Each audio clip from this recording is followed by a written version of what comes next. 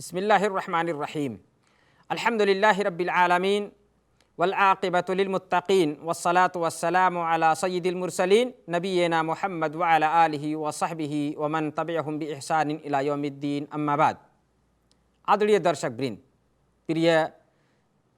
भाइयों और बहनों, यदि कोई व्यक्ति मुसलमान हो जाए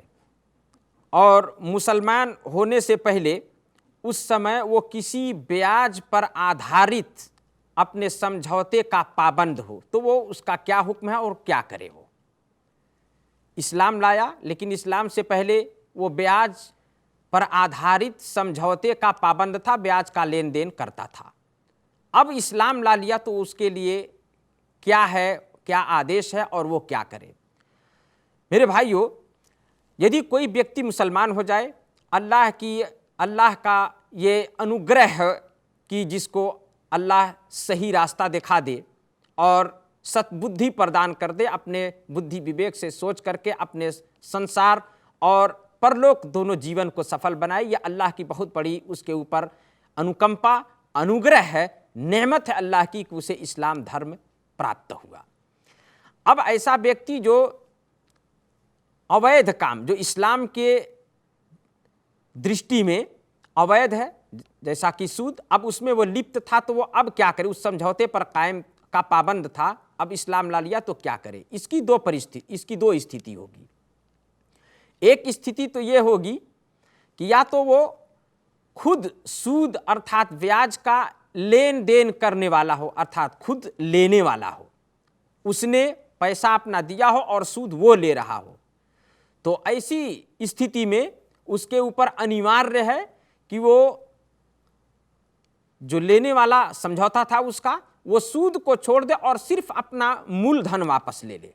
सूद को छोड़ दे और अपना सिर्फ मूलधन वापस ले। जैसे ही इस्लाम लाया, अब सूद से तौबा कर ले और जो भी समझौता जो हुआ था उस समझौते को तोड़ते हुए वो सूद न ले, सिर्फ अपना मूलधन वापस ले ले। और इसी के विषय में अल्लाह ने कुरान के अंदर आदेश दिया है कि वह इन तुम फलाकुम रुऊसु अम्वालिकुम ला तज़लिमूना वला तुज़लमून, कि अगर तुम तौबा कर लो तो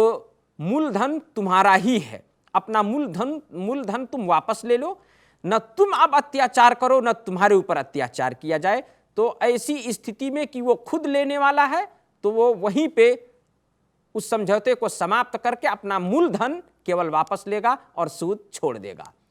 दूसरी स्थिति यह हो सकती है कि वो खुद लेने वाला ना हो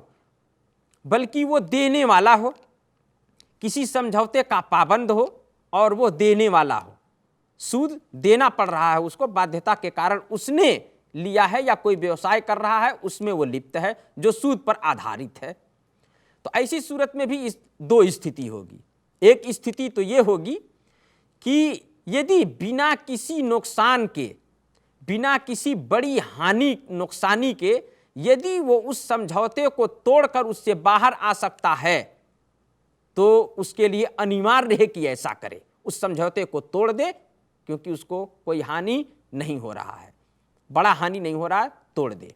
एक स्थिति यह है, और यह ऐसी स्थिति में उसके लिए अनिवार्य है कि उस समझौते को तोड़ दे, गरचे वो दे रहा था।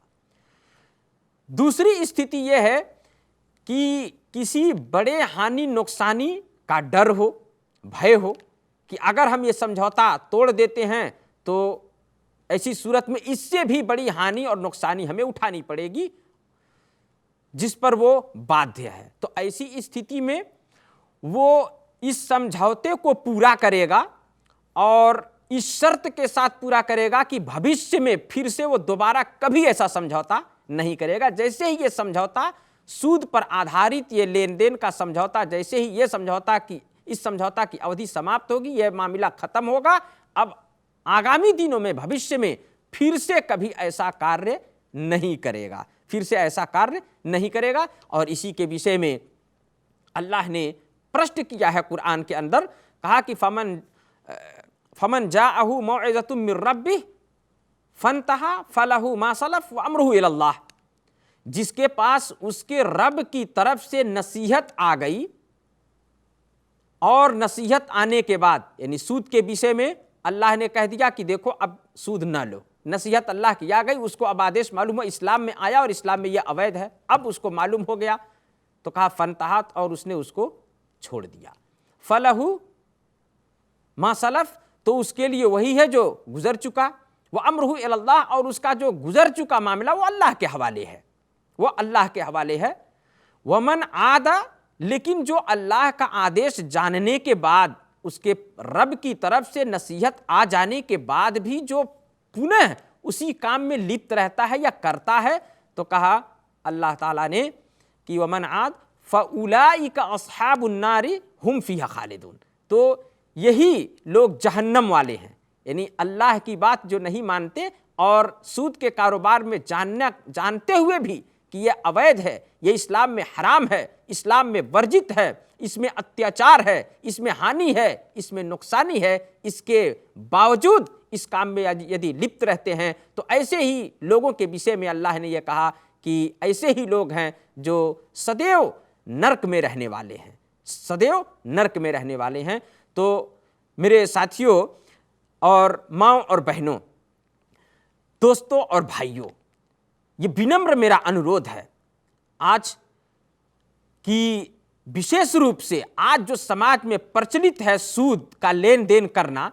इस्लाम का यह आदेश और एक मुसलमान के लिए कदापि उचित नहीं है कि अल्लाह ने जिस चीज़ को हराम किया है उस हराम और वर्जित कार्य को करे और उसमें अपनी समृद्धि माने, उसमें अपना विकास समझे, उसमें समझे कि हम ऐसा करते हैं थोड़े दिन में हम बहुत बड़े मालदार बन जाएंगे।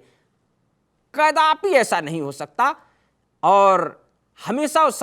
वो असंतुष्टि, हमेशा चिंता, हमेशा, बल्कि ये भी कह लीजिए कि बहुत से ऐसे जो इन कार्यों में लिप्त रहते हैं, आज आपने देखा होगा या आप सुनते होंगे कि बड़े बड़े धनवान जो सूदी कारोबार करते करते धनवान बने हैं, कभी उनको सुकून नहीं मिला है, बल्कि किसी किसी का तो अंत इस बात पर होता है कि वो उसमें लिप्त होकर के आत्महत्या तक कर लेता है। तो आदरणीय दर्शक वृंद, हमें जो अल्लाह ने यह महान अनुग्रह प्रदान किया है, नेमत प्रदान किया है, इस्लाम उन तमाम अत्याचार और हानि नुकसानी के उन सारे कामों को अवैध कहता है। हमें उस सब से दूर रहना चाहिए। हमें उसके पीछे शैतान है जो हमें उसके पीछे खींच कर ले जाता है और यह दिखाता है कि देखो इसमें तुम्हारी लिए भलाई है, जबकि वास्तविक में वह हमारे लिए गड्ढा होता है। अल्लाह से दुआ है अल्लाह ताला हम सबको सूद जैसे घृणित और सूद जैसे महापाप और इस्लाम और अन्य धर्मों के सही आदेश अनुसार जो अवैध है, हमें ऐसे कार्यों से बचने की और दूर रहने की अल्लाह हम सबको तौफीक अर्थात साहस प्रदान करे और हमें परिश्रम करके हलाल कमाई, हलाल जीविका हमें कमाने की तौफीक प्रदान करे। आमीन। वसल्लल्लाहु अला नबीना मुहम्मद व अला आलिहि व सहबिहि वसल्लम।